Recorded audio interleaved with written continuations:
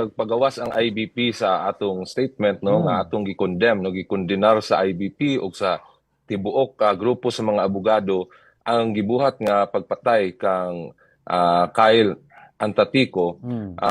tungod kay bisag unsang binuhatan nga paglapas sa balaod angay gid nato ikondenar ug ikaduha tungod kay aduna lagi mga aligasyon no Mm. nakita man natong tanan nga aduna say mga Facebook post ug Mm. uban pa siguro mga gi-express nga pag siwalat sa kaning mga giingon niyang nakita niya nga anomalya diha sa sulod sa National Irrigation Administration. So, although dili man lugar conclusive ni kami sa Mm. IBP, we want to give due process na di mi gusto mo diretso og conclude nga Mm.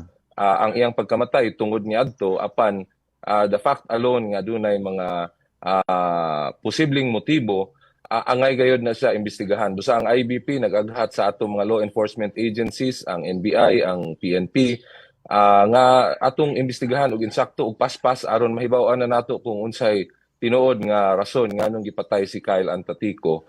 Sa akong nasabtan murag ang CIDG aduna na investigation nga ongoing karon ug Aha. ang IBP we are willing to help no to assist in whatever way nga kaya namo i-assist aron nga mahibaw-an ang pinakatumoy sa unsay nahitabo ni ning pagpatay kang Kyle Antatico.